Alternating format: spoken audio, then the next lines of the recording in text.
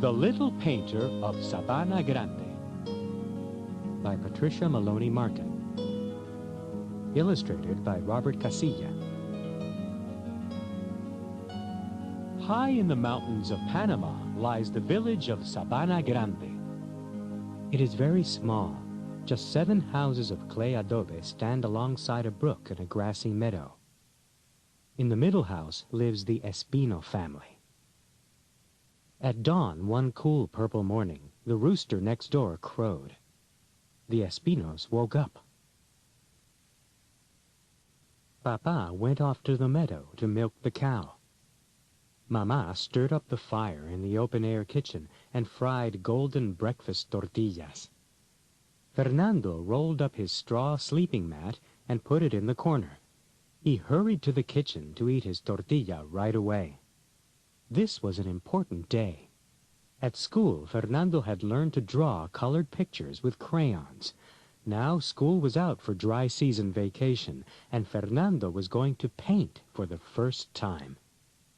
His teacher, Señora Arias, had told him exactly how the country people of Panama made their paints.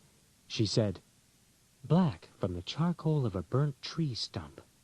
Blue of certain berries that grow deep in the jungle.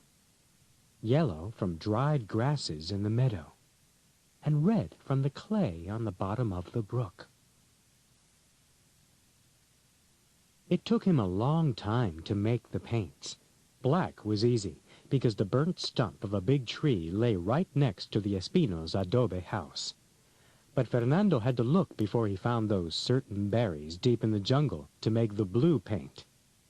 In the corner of the meadow he found a patch of very dry grass, and from that he made a large pot of yellow. He wandered up and down alongside the brook looking for clay. The fast-flowing water was too deep for him to reach down to the bottom. At last he came to a bend in the brook where the water was shallow. He reached down and dug up a fistful of clay. It was red, just the way Señora Arias had said. Now his paints were stirred up and waiting, black, blue, yellow, and red, in 4 bowls. Next he got out the 3 paintbrushes his teacher had given him, one very small, one medium-sized, and one especially large. "I'm ready to paint pictures," Fernando said to himself. He picked up the small brush and dipped it into the pot of red. Then he had a terrible thought. He had nothing to paint a picture on. An artist needs paper. He looked in both rooms of the house. He could find no paper at all. He ran from house to house, asking everyone in Sabana Grande for paper to paint on. None of the neighbors had any, not a scrap. Fernando was sad. After all his work, he wouldn't be able to paint pictures. The colored pictures he could almost see. He wanted to make them so badly. Paints and brushes weren't enough. He needed paper, too. His fingers itched to draw something, anything. He put down the paintbrush and went over to the mud by the brook. He picked up a stick and drew in the wet dirt, the way he had ever since he was a very little boy. The big rooster who woke him every morning came out of the chicken yard next door. Fernando looked at him and drew the shape of a rooster. He sighed. He couldn't use his new red and yellow paints to make a bright rooster. He couldn't make the rooster's comb red. He could only scratch out a mud-colored rooster. It wasn't the same as painting would be. It didn't have any color.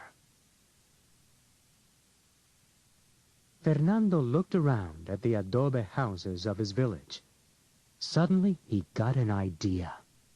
Adobe was smooth and white, almost like paper. Why couldn't he paint on the outside of his family's adobe house? "No," Papa said.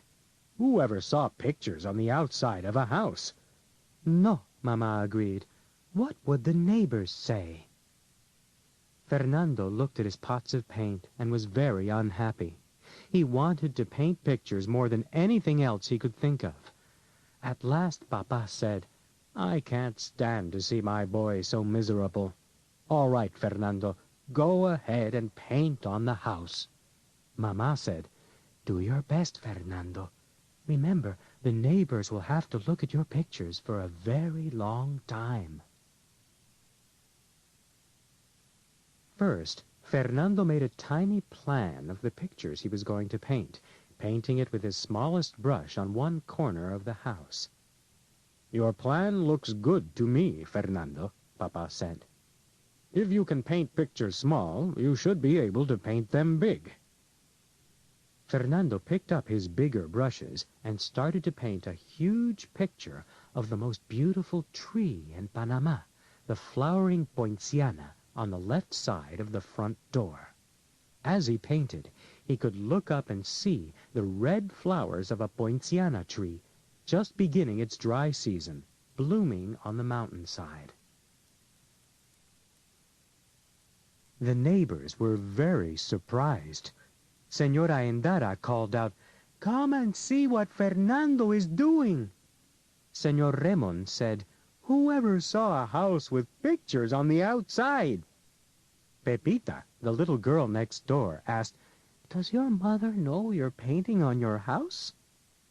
Fernando nodded and smiled and kept on painting. Now and then he would look up at the mountain to see the real poinciana.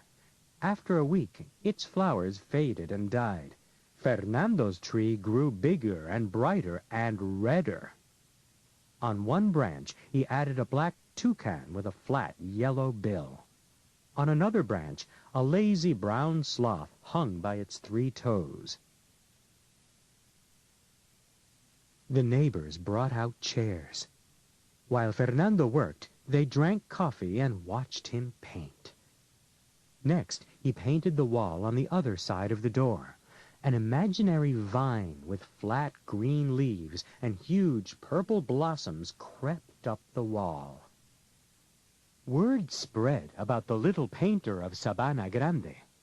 Even people from Santa Marta, the village around the mountain, hiked into town to watch him paint. The purple vine now reached almost to the thatched roof. One day, Señora Arias came from the school in Santa Marta. Why was his teacher looking for him? Fernando wondered. It was still dry season, when there wasn't any school. It hadn't rained for a month. "School's not starting yet," his teacher said. "I came to see your painted adobe house that everyone in Santa Marta is talking about. Fernando, you did very well with those paintbrushes. I like it." She turned to the neighbors. "Don't you?" "We certainly do," the neighbors agreed. They poured some coffee for the visiting teacher. "Fernando, will you paint pictures on my house?" asked Señora Alfaro. "And mine too?" asked Señor Ramon. Fernando nodded yes, but he kept on painting. For fun, he added a black, white-faced monkey looking down at the people through purple flowers. Next to the door, he painted a big red and yellow rooster, flopping its red comb as it crowed a loud cock-a-doodle-doo. Above the door, he painted the words Casa Familia Espino, so people would know that this was the home of the Espino family. Now his pictures were finished. Fernando sat down with his teacher and the neighbors. Everyone said kind words about his paintings. Fernando said nothing. He just smiled and thought to himself, there are still 6 adobe houses left to paint in Sabana Grande.